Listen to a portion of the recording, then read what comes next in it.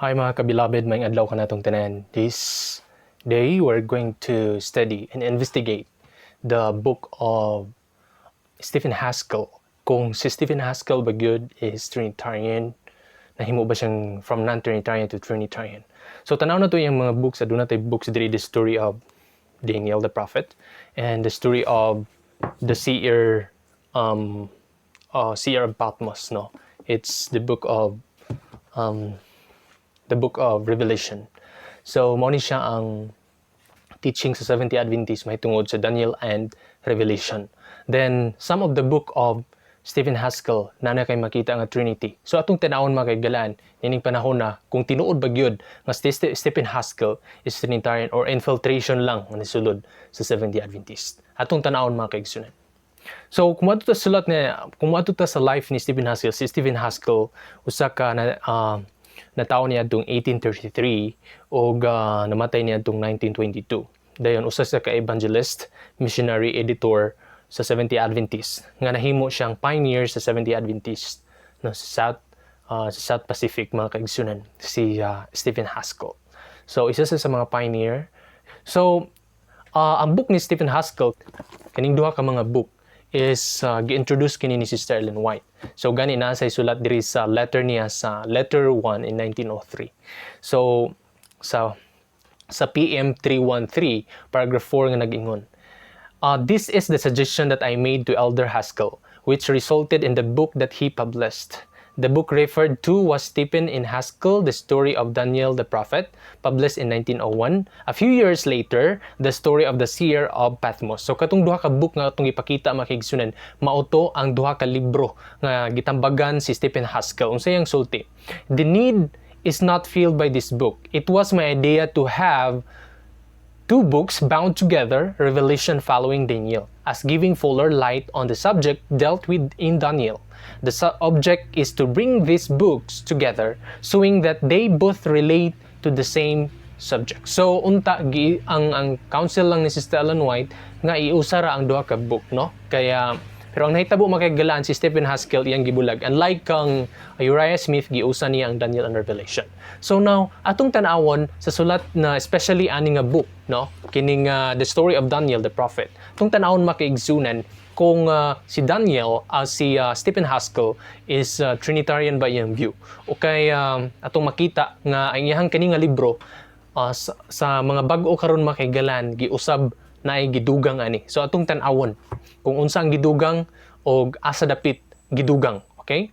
So, mo ni ang view ni Stephen Haskell, makita ni siya The Story of the Seer of Patmos, the Book of Revelation ni siya. So, sa 1905 niya ni gipublished.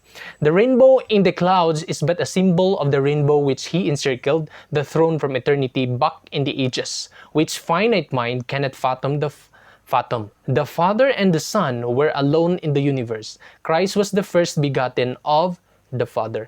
And to him, Jehovah made known the divine plan of creation. The plan of creation of worlds was untold, together with the order of beings which should people them. Angels, as representatives of one order, would be ministers of God of the universe. The creation of our own little world was included in the deep laid plans. So, imagine makaigalan diri gipakita ni Stephen Haskell sa iyahang book, kining book, no? The Story of Daniel. So, and then the Prophet. So, gipakita diri nga sa iyahang sulat nga only the Father and the Son nga naa sa universe, no? Nga dili nato masukod sa ato ang pangunahuna nga kining Father og Son. Ang first nga gibigat sa Father is only His Son. Dili anto masukod kung unsa na kadugay nga panahon. No, wala na siya gi-reveal sa Bible or sa Spirit of Prophecy kung unsa kadugay. Mao nang infinite, no, eternal siya para sa ato tungod kay dili nato ma-measure ang time. Okay? So sa next, no, kung kani ba ang sulat ni kani ihabang pag-ingon ani mo harmonize ba ni sa Bible o sa Spirit of Prophecy? So, unsang nakasulat sa Bible, no man hath seen God at any time, the only begotten Son which is in the bosom of the Father, He hath declared Him. John 1:18. So, only the begotten Son of God nga nakakita sa Amahan at any time, no? Nga gikan sa bosom sa Father. Okay. So, again, tan-aw na pud nato diri, no, dugangan nato unsa pa gyud ang dugang nga pagsabot ni Stephen Haskell sumala sa pag-ila sa Dios, mga kaigsunan. Ingon pa diri, the fall of Lucifer was foreseen, likewise the possibility of the introduction of sin, which would mar the perfection of the divine handiwork. It was then, in those early councils, that Christ's heart of love was touched, and the only begotten Son pledged his life to redeem men. Should he yield and fall, Father and Son, surrounded by impenetrable glory, clasped hands. It was in the appreciation of this offer that upon Christ was bestowed creative power, and the everlasting covenant was made, and henceforth Father and Son with one mind worked together to complete the work of creation. So, sacrifice of self for the good of others was the foundation of it all. The story of the seer of Patmos, page 93, 94, 1905. So makita nato diri makiglan nga klaro kayo nga ang amahan ug ang anak napalibutan siya sa himaya, no? O niya si Kristo gi-bestow diha kaniya ang creative power, no, nga mulalang og ang walay katapusang pakigsaad gihimo sa amahan ug sa anak nga sama sila sa unahuna, nagtrabaho sila together para makumplito ang buluhaton sa creation. So, diri pa lang maging the Father and the Son sila ang complete. Atong tanawon, mga kaigsunan, kung mag-harmonize ba niya siya nga sulat sa gasisulti ni Sister Ellen White, no, ang sulat ni Stephen Haskell, nag-harmonize ba siya sa sulat ni Ellen White? Nag-ingon diri sa 1 SP 24 paragraph 1. The Father and the Son engaged in the mighty, wondrous work they had contemplated of creating the world. The earth came forth from the hand of the Creator exceedingly beautiful. The Father and the Son, sila ang nag-engage sa kahibulungan nga buluhaton, mga kaigsunan. So, ato bang nakita diri, no? Father and Son, walay contradiction. So, kung padayon na nimo sa page paragraph 2, much better sa 1 SP 24, no? Nga ang Father niingon sa Son, let us make man in our own image. So, the Father nag-ingon sa iyahang anak nga buhaton nato ang tao sama sa atong dagway. Okay, so harmonize ba ang ilang sila duha sa ilang si Ellen G. White o si Stephen Haskell, nag-harmonize ba niya sa Bible? Sa John 1:1, in the beginning was the Word, and the Word was with God, and the Word was God. So, sa ilang pa-understanding makagalaan, sa beginning pa lang duha na sila ang pulong. Ang pulong kauban sa Dios ug ang pulong usab Dios.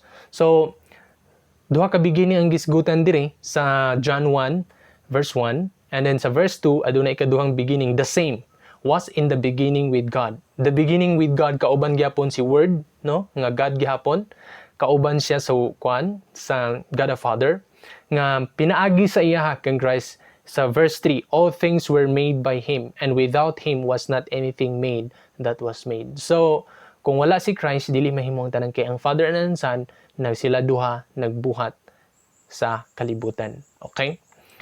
Now, atong tanawon dugang sa kang Stephen Haskell sa iyahang understanding about Father and Son. Before the creation of our world, there was war in heaven.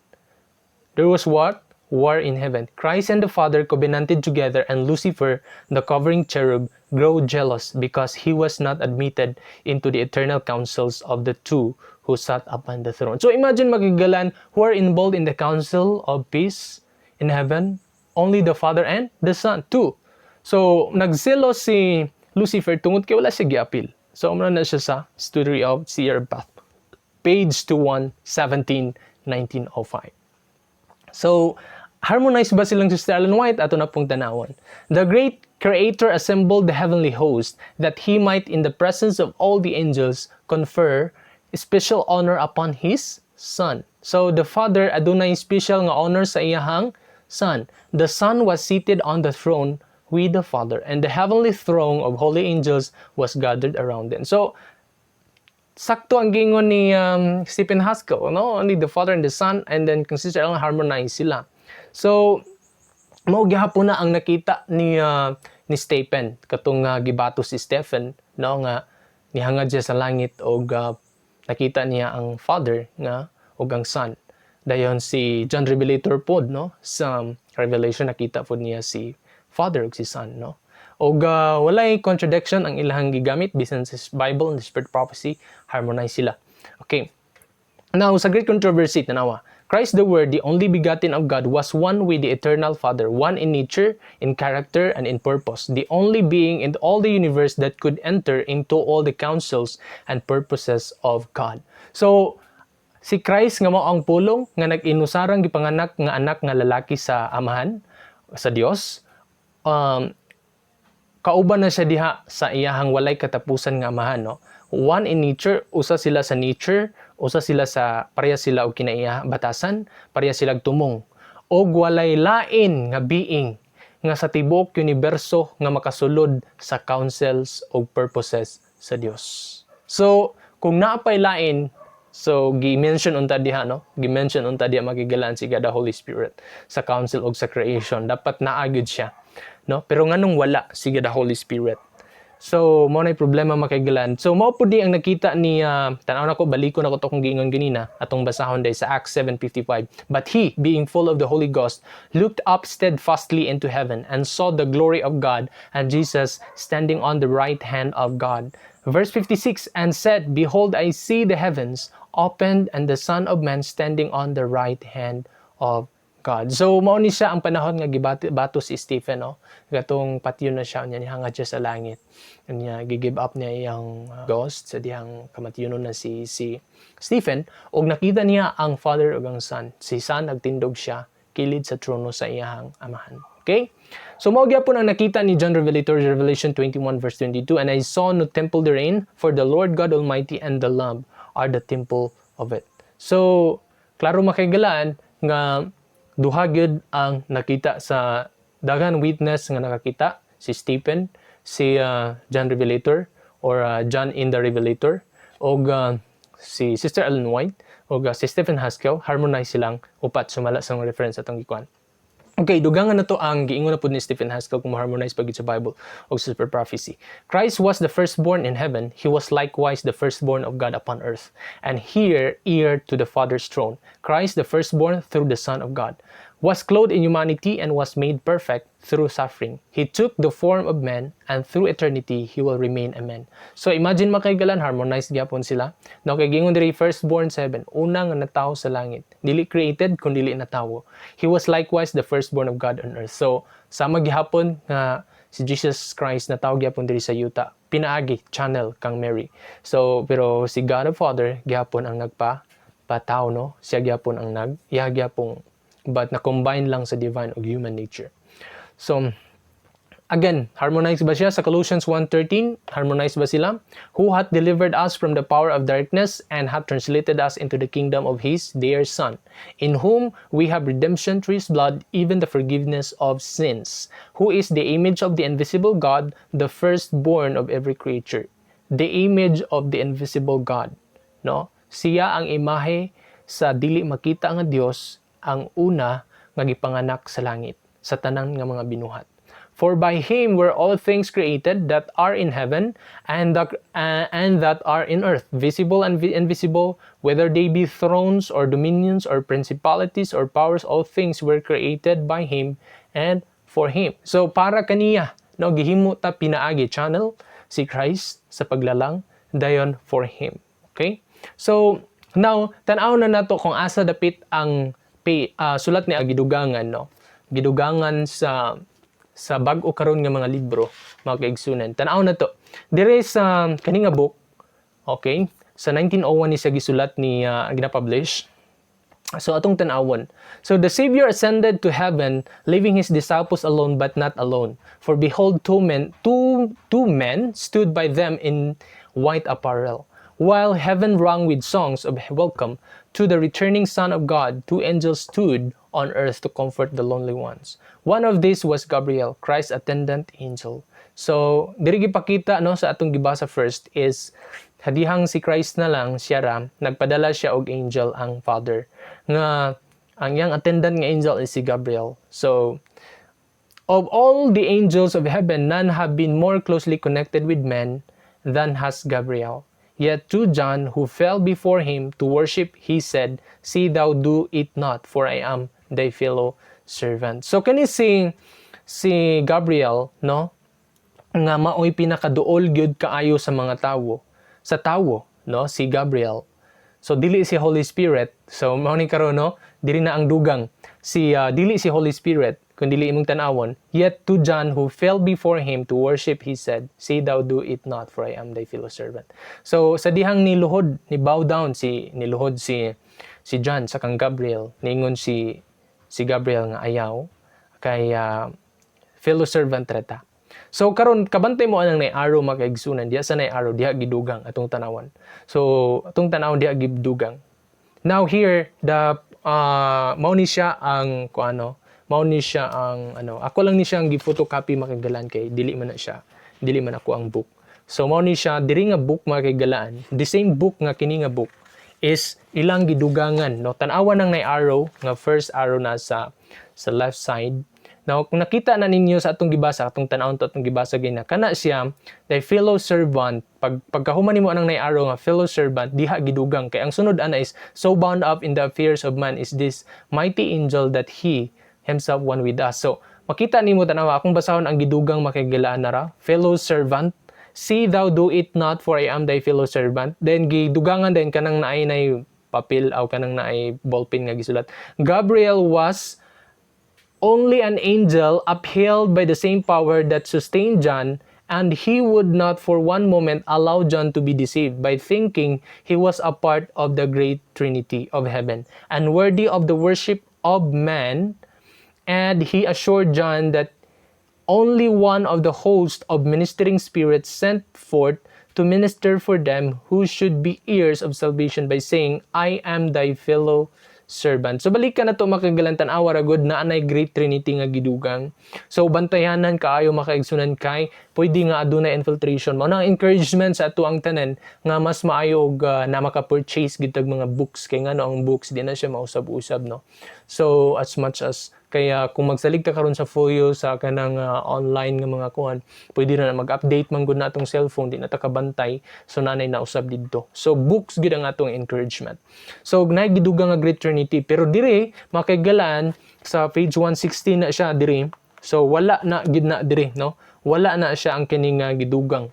So pero karon nga mga new makaigalaan, this one nga kuha ni Stephen Haskell, gidugangan na siya. So that's why, be careful makaigsunan. So sa Folio pod, wala ni siya, kay book man ni siya published. So, imagine makaigsunan, pwede dahil nga ma-infiltrate ang atong makuhan. So kung maka-purchase ta og mga old nga books, much better, no?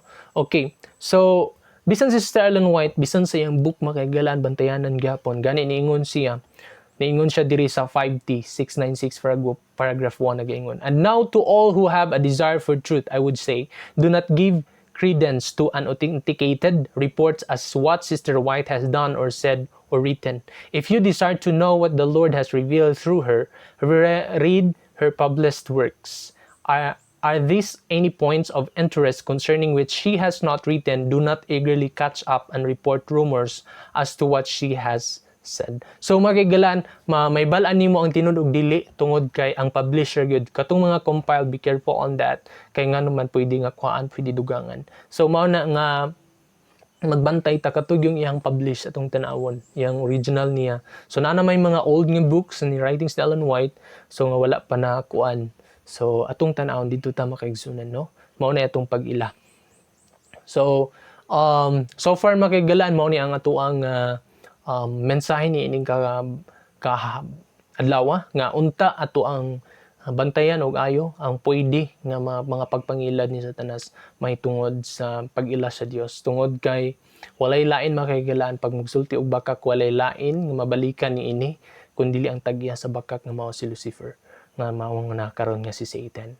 Og hinaot nga ang Dios magapanalangin og magauban kanato, magagiya kanato sa atong mga dalan sa pagpadayon sa pag-alagad sa atong buhi nga Dios, mga kaigsunan. Og ang grasya sa Dios manaa kaninyo og sa ato ang Savior nga mao si Jesus Christ. Dalaygon ang Dios ug maayong adlaw.